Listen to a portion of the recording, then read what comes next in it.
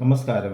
The path is the goal എന്ന discussion സീരീസിൻ്റെ അടുത്ത സെഷനിലേക്ക് വീണ്ടും ഏവർക്കും സ്വാഗതം.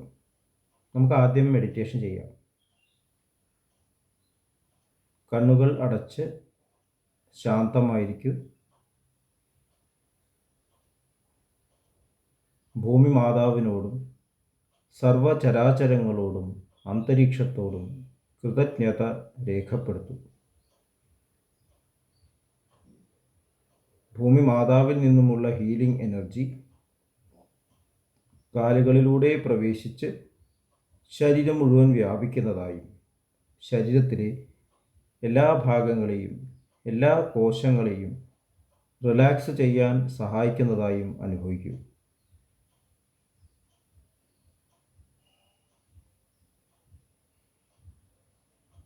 ഇപ്പോൾ ശരീരം പൂർണ്ണമായും റിലാക്സ്ഡായി. ഈ റിലാക്സേഷൻ ഹൃദയത്തിൽ അനുഭവിക്കൂ. ശ്വാസം ദീർഘമായി ഉള്ളിലേക്ക് എടുക്കൂ. ഹൃദയത്തിൽ സ്നേഹം നിറയുന്നതായി അനുഭവിക്കൂ. ശ്വാസം പുറത്തേക്ക് വിടുമ്പോൾ സ്നേഹം പ്രപഞ്ചം മുഴുവൻ വ്യാപിക്കുന്നതായും അനുഭവിക്കൂ. ഹൃദയത്തിൽ കുടികൊള്ളുന്ന സ്നേഹത്തിൻ്റെ സ്രോതസ്സിൽ നിന്നും ഉദ്ഭവിക്കുന്ന ദിവ്യപ്രകാശം മനസ്സിനെ ആകർഷിക്കുന്നതായി അനുഭവിക്കൂ.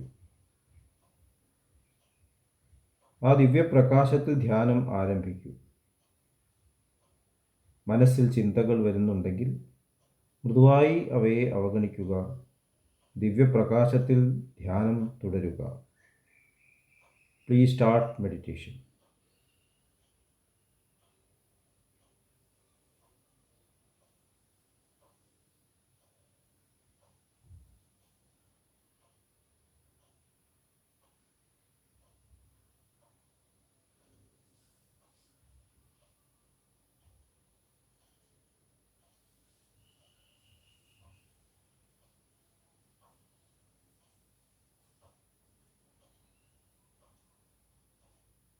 ഓക്കെ, കണ്ടീഷൻ ഹൃദയത്തിൽ നിലനിർത്തി പതുക്കെ കണ്ണുകൾ തുറക്കൂ.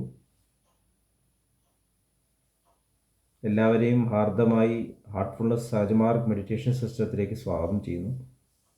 എല്ലാവരും വേൾഡ് മെഡിറ്റേഷൻ ഡേ ഡിസംബർ 21 8 മണിക്ക് രാത്രി മെഡിറ്റേഷനിൽ ജോയിൻ ചെയ്യണമെന്ന് അഭ്യർത്ഥിക്കുന്നു. നമ്മൾ സ്നേഹത്തിൻ്റെ ആ സാമ്രാജ്യം ഇവിടെ ഉണ്ട്, ഇവിടെ തന്നെ ആണത് എന്ന് തിരിച്ചറിയാനുള്ള ഒരു യാത്രയിലാണ്. അപ്പം അതിലാണ് ഈ കൺസ്ട്രക്റ്റീവ് പ്രോഗ്രാം എന്നുള്ള ഒരു കാര്യം വരുന്നത്. അപ്പോൾ നമ്മൾ ഡിസ്കസ് ചെയ്തു, dissolve your creation bring his creation into being എന്ന് ബാബുജി മഹാരാജ് പറഞ്ഞത്. നമ്മുടെ ക്രിയേഷൻ എന്ന് പറഞ്ഞാൽ നമ്മുടെ ഈഗോ സൃഷ്ടിക്കുന്ന ഈ ക്രിയേഷൻ അത് താൽക്കാലികമാണ്.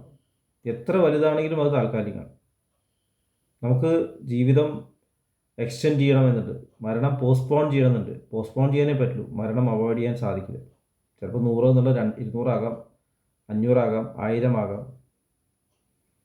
നമ്മൾ കഥകളിലൊക്കെ വായിക്കും, രാജാവും രാജ്ഞിയും കൂടി പിന്നെ അങ്ങോട്ട് സുഖമായി ജീവിച്ചു. എത്ര കാലം?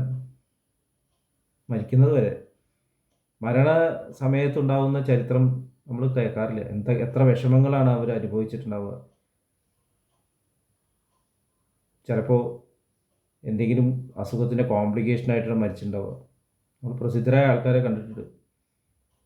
ഷുഗറിൻ്റെ കോംപ്ലിക്കേഷൻസ്, ക്യാൻസർ, അതുപോലെ തന്നെ മാനസിക രോഗങ്ങൾ, അൽഷീമേഴ്സ് ഡിസീസ് ഇതൊക്കെ ബാധിക്കുന്നുണ്ട്. അത് പിന്നെ ചരിത്രത്തിൽ രേഖപ്പെടുത്തുന്നില്ല. അവസാനത്തെ ഒരു കൊല്ലമൊക്കെ ചിലപ്പോൾ വളരെ ദാരുണമായിട്ടുള്ള ജീവിതമായിരിക്കും ഈ മഹാന്മാരുടെയൊക്കെ ജീവിതം, അല്ലെങ്കിൽ സാധാരണ പൈസക്കാരുടെ ജീവിതമൊക്കെ. നമ്മളത് നമ്മുടെ പഠനത്തിൽ ഉൾപ്പെടുത്തുന്നില്ല. കാരണം നമുക്ക് മരണഭയമുണ്ട്, നമുക്ക് മരിക്കാൻ പേടിയാണ്. നമ്മൾ ജീവിതത്തെ ഈ തലത്തിൽ നമ്മൾ ജാഗ്രത അവസ്ഥയുള്ള ജീവിതത്തെയാണ് നമ്മളെപ്പോഴും ശരിയായിട്ട് ജീവിതമായിട്ട് കാണുന്നത്. അപ്പോൾ ജീവിക്കുക, സന്തോഷമായി ജീവിക്കുക എന്നൊക്കെ നമ്മൾ പറയും.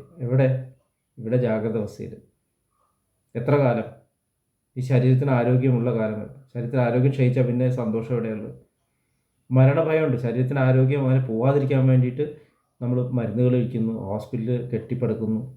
നമ്മുടെ എഡ്യൂക്കേഷൻ സമ്പ്രദായം മുഴുവൻ യഥാർത്ഥത്തിൽ ഈ ജീവിതത്തിൻ്റെ ടെമ്പററി നേച്ചറെക്കുറിച്ച് മാത്രമേ പഠിപ്പിക്കുന്നുള്ളൂ. സ്പിരിച്വൽ ലിറ്ററേച്ചറും അങ്ങനെ തന്നെയാണ്. ഒരു വെള്ളത്തിൻ്റെ കുമിള അല്ലെങ്കിൽ ഒരു കുമിള എപ്പോഴും പൊട്ടിപ്പോവാം. അതുപോലെയാണ് മനുഷ്യൻ്റെ ജീവിതം അല്ലെങ്കിൽ ജീവികളുടെ ജീവിതം. ഇതൊക്കെ നശ്വരങ്ങളാണ്, നാശമാണ് എന്ന് പറയുന്നു. അപ്പോൾ അങ്ങനെ പറയുമ്പോൾ നമുക്ക് ജീവിതത്തിൽ മുഴുവൻ പറ്റുന്നത്ര സുഖിക്കുക, എൻജോയ് ചെയ്യുക എന്നുള്ള ചിന്ത. ഈ എൻജോയ്മെൻ്റ് അടിയിൽ മരണഭയമുണ്ട്. എന്തുകൊണ്ടാണ് ഇപ്പോൾ എൻജോയ് ചെയ്യണത്? കാരണം എൻജോയ്മെൻറ്റ് അവസാനിക്കും. നാച്ചുറലായിട്ട് ജീവിക്കാൻ സാധിക്കും. ഒന്നുകിൽ ഡിപ്രസ്ഡായിട്ട് ജീവിക്കുക, അല്ലെങ്കിൽ എൻജോയ്മെൻറ്റ് സന്തോഷത്തോടെ എക്സ്റ്റസിക്കായിട്ട് ജീവിക്കുക. ഇടയിലുള്ള ഒരു മോഡറേറ്റ് ലൈഫ് നമുക്ക് ഇല്ല. നമ്മുടെ സയൻസ് ക്ലാസ്സിൽ നമ്മൾ പഠിക്കുന്നത് ലൈഫ് സൈക്കിൾസാണ്. ഒരു ജീവി വേറെ ജീവിയെ കഴിക്കുന്നു, ആ ജീവി വേറെ ജീവി കഴിക്കുന്നു. അപ്പോൾ ഒരു സൈക്കിളുണ്ട്, ജനിക്കുന്നു മരിക്കുന്നു, ജനിക്കുന്നു മരിക്കുന്നു. അപ്പോൾ ശരീരശാസ്ത്രം മാത്രമേ നമ്മൾ പഠിപ്പിക്കുന്നത്. ഇപ്പോൾ യഥാർത്ഥത്തിൽ പഠിക്കേണ്ട ശാസ്ത്രം എന്താണ്? യഥാർത്ഥത്തിൽ ജീവൻ എപ്പോഴും ഉള്ളതാണ്, നശിക്കുന്നില്ല എന്നുള്ള ആ ശാസ്ത്രമാണ് ഇവിടെ പഠിക്കേണ്ടത്. നമ്മൾ മറ്റേ എക്സ്ട്രീമിലേക്ക് പോയിരുന്നു. അതുകൊണ്ടാണ് ഇവിടെ മരണഭയമുള്ളത്. അപ്പോൾ നമ്മുടെ ജീവിതത്തിലും നമ്മുടെ എഡ്യൂക്കേഷൻ സമ്പ്രദായത്തിലും ഈ ഒരു അണ്ടർലൈങ് കറണ്ട് ഓഫ് ഫിയർ ഉണ്ട്. അതുകൊണ്ടാണ് ആൾക്കാർ അധികാരത്തിന് വേണ്ടിയിട്ട് തല്ലുപിടിക്കുന്നത്, പൈസയ്ക്ക് വേണ്ടി തല്ലുപിടിക്കുന്നത്. കാരണം ഈ ജീവിതത്തിൽ ഉള്ളത് മാത്രമേ ഉള്ളൂ. ഇനി അങ്ങോട്ട് എന്താ ഉള്ളതെന്ന് അറിയുന്നില്ല. ഇനിയൊരു ശരീരം എടുക്കാൻ സാധ്യതയുണ്ട്, ഇത് ജീവൻ ഒരിക്കലും മരിക്കുന്നില്ല എന്നുള്ള ശാസ്ത്രമല്ലേ നമ്മൾ പഠിക്കേണ്ടത്. അപ്പോൾ നമ്മുടെ എഡ്യൂക്കേഷൻ സമ്പ്രദായത്തിൽ യഥാർത്ഥത്തിൽ പഠിപ്പിക്കേണ്ടത് ലൈഫിൻ്റെ കണ്ടിന്യൂറ്റിയാണ് എന്നാണ് എനിക്ക് തോന്നുന്നത്. അപ്പോൾ മരണം ഒരു പേടിപ്പിക്കുന്ന ഒരു ചിന്തയായിട്ട് നമ്മുടെ ഉള്ളിൽ നിന്ന് മാറിപ്പോകേണ്ട ആവശ്യമുണ്ട്. ടിബറ്റൻ ബുക്ക് ഓഫ് ഡെഡ് എന്നുള്ളൊരു പുസ്തകമുണ്ട്. മരണത്തെക്കുറിച്ചിട്ട് സ്കൂളുകളിൽ പഠിപ്പിക്കണം എന്നാണ് അതിൽ പറയുന്നത്. കാരണം മരണം ടെമ്പററിയാണ്, ജീവനാണ് പെർമനൻറ്റ്. നമ്മൾ തിരിച്ചാ പഠിച്ചിരിക്കുക, ജീവൻ ടെമ്പററിയാണ്, മരണം പെർമനൻ്റാണ്, മരണം സ്ഥിരമാണ്. മരണം എന്ന് പറയുന്നത് ഒരു ചേഞ്ച് മാത്രമാണ്, ഒരിക്കലും മരിക്കുന്നില്ല എന്നുള്ളൊരു ബോധം നമ്മുടെ ഉള്ളിൽ ഉറച്ചു കഴിഞ്ഞാൽ പിന്നെ നമ്മൾ ഒരിക്കലും തെറ്റുകൾ ചെയ്യില്ല. നമുക്കിനിയും നേരെയാവാനുണ്ട്, സാധ്യതകളുണ്ട്, ഉയർന്നു പോകാൻ സാധ്യതകളുണ്ട്. എപ്പോഴും പ്രൊമോഷന് സാധ്യതയുണ്ടെങ്കിൽ നമുക്ക് എന്തിനാണ് തെറ്റുകൾ ചെയ്യുന്നത്? എവിടെയാണ് പ്രൊമോട്ട് ചെയ്യപ്പെടേണ്ടത് എന്ന് മനസ്സിലാവേണ്ട ആവശ്യം ഉള്ളിലാണ്. ഇവിടെ ഞാൻ ഡോക്ടറായിരിക്കാം, പക്ഷേ എത്ര വയസ്സ് വരെ? പിന്നെ ഓർമ്മക്കുറവ് വരാം, ഡോക്ടറല്ലാണ്ടേ ആവും. പക്ഷേ ഉള്ളിൽ ഉള്ള എൻ്റെ ലൈഫിന് ഒരിക്കലും ആ ഒരു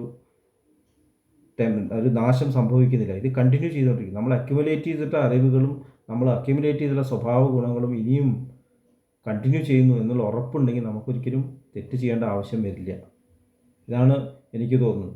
അപ്പോൾ നമ്മുടെ എഡ്യൂക്കേഷൻ സിസ്റ്റത്തിൽ ലൈഫിൻ്റെ കണ്ടിന്യൂറ്റിയെക്കുറിച്ചുള്ള വിദ്യാഭ്യാസമാണ് നമ്മൾ കൊണ്ടുവരേണ്ടത്.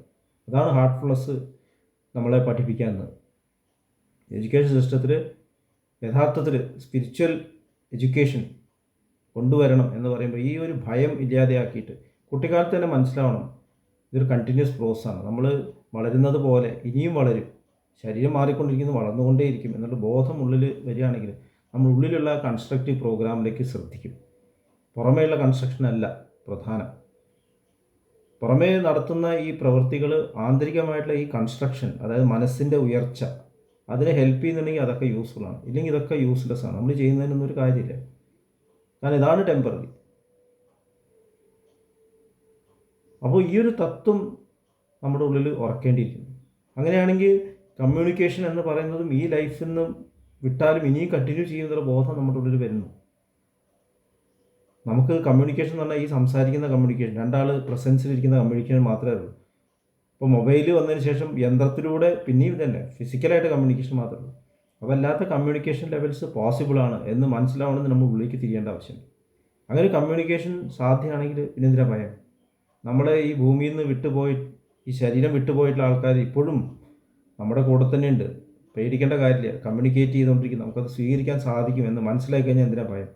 ഇപ്പോൾ അവർ പ്രസൻ്റായി കഴിഞ്ഞാൽ നമ്മൾ പേടിച്ചു. നമ്മളെല്ലാം ഫിസിക്കലായിട്ടാണ് കാണാൻ ശ്രമിക്കുന്നത്. അവർ അതേ രൂപത്തിൽ തന്നെ നമ്മുടെ മുമ്പ് വരും, അതേ രൂപത്തിൽ നമ്മുടെ കൂടെ കണ്ടിന്യൂ ചെയ്യും. ഇങ്ങനെയാണ് നമ്മൾ അവതാര കഥകളും ദൈവങ്ങളുടെ കഥകളും എല്ലാം ഉണ്ടാക്കുന്നത്. ശരിക്കും അവർ വരേണ്ട ആവശ്യമില്ല, അവരെവിടെയും പോയിട്ടില്ല, എല്ലാവരും ഇവിടെ തന്നെയുണ്ട്. നമ്മളിവിടെയുണ്ട്, അവരിവിടെയുണ്ട്. നമ്മളിപ്പോഴും കമ്മ്യൂണിക്കേറ്റ് ചെയ്തുകൊണ്ടിരിക്കുന്നു. നമ്മുടെ ഉള്ളിൽ ഉണ്ടാകുന്ന സ്നേഹത്തിൻ്റെ പ്രചോദനങ്ങൾ, നമ്മുടെ ഉള്ളിൽ നിന്ന് കറക്റ്റ് ഇമ്പൾസസ്, ഇതൊക്കെ നമ്മളുടെയിലേക്ക് കമ്മ്യൂണിക്കേറ്റ് ചെയ്യപ്പെട്ടുകൊണ്ടിരിക്കുകയാണ്. ഇതൊക്കെ ഇപ്പോഴും വളരെയധികം റിസർച്ച് ചെയ്യപ്പെടുന്ന ടോപ്പിക്സാണ്. നമുക്ക് എപ്പോഴെങ്കിലും ഒരു തെറ്റ് ചെയ്യാൻ തോന്നുമ്പോൾ അത് പാടില്ല എന്നുള്ളൊരു സിഗ്നൽ വരുന്നത് എവിടുന്ന്? അത് വരുന്നത് ഈ കമ്മ്യൂണിക്കേഷനിലൂടെയാണ്. നമ്മുടെ മുമ്പേ സഞ്ചരിച്ച ആൾക്കാർ നമ്മളിലൂടെ നമ്മളുടെ ഹൃദയത്തിലെ കമ്മ്യൂണിക്കേഷൻ ഇത് പാടില്ല, നേർവഴിക്ക് പോകും, അത് നമുക്ക് ശ്രദ്ധിക്കാനുള്ള കഴിവില്ലാണ്ടേ മാറിയിരിക്കുന്നു. അത് നമ്മൾ പുറത്തേക്കാണ്, തുറന്ന ഉടനെ കണ്ണ് തുറന്ന് പുറത്തേക്ക് മൊബൈൽ നോക്കുന്നു, ചെവി കൂടെ കേൾക്കുന്നു, ആന്തരികമായ കമ്മ്യൂണിക്കേഷൻ മിസ് ചെയ്തു. ഉള്ളിലേക്കുള്ള കമ്മ്യൂണിക്കേഷൻ അത് നമുക്ക് ഡെവലപ്പ് ചെയ്യേണ്ട ആവശ്യമുണ്ട്. അങ്ങനെയാണെങ്കിൽ മാത്രമേ ഈ കൺസ്ട്രക്റ്റീവ് പ്രോഗ്രാമിന് അർത്ഥം ഉണ്ടാവുള്ളൂ. അതാണ് മഹാത്മാഗാന്ധിജി ജീവിതത്തിൽ ഉടനീളം ശ്രമിച്ചത്. ആ ഒരു തലത്തിൽ എത്തിക്കഴിഞ്ഞാൽ നമുക്ക് പേടിയില്ലാണ്ടേ പാടും. നമ്മുടെ ഉള്ളിൽ ഭയമുണ്ടെങ്കിൽ തീർച്ചയായിട്ടും നമ്മൾ ശാസ്ത്രമല്ല ഫോളോ ചെയ്യുന്നത്, നമ്മൾ സയൻസ് അല്ല ഫോളോ ചെയ്യുന്നത്. കാരണം സയൻസ് തന്നെ പറയുന്നത് ഇപ്പോൾ ക്വാണ്ടം ഫിസിക്സാണ്. ഒരിക്കലും ഒന്നും നഷ്ടപ്പെടുന്നില്ല, എല്ലാം ചേഞ്ച് ചെയ്യപ്പെടുന്നു സയൻസ് തന്നെ പറയുന്നു. പക്ഷേ ഇത് നമ്മുടെ ജീവിതത്തിൽ നമ്മുടെ ഉള്ളിൽ ഉറപ്പിക്കണം. എങ്കിൽ മാത്രമേ നമ്മുടെ ജീവിതത്തിൽ ശരിക്കുള്ളൊരു കൺസ്ട്രക്റ്റീവ് പ്രോഗ്രാം നടക്കൂ. നമുക്ക് ഈ ടോപ്പിക്കിനെ കുറിച്ച് ഇനിയും ആഴത്തിൽ ചർച്ച ചെയ്യേണ്ടതുണ്ട്. തൽക്കാലം വിട വാങ്ങുന്നു. നന്ദി, നമസ്കാരം.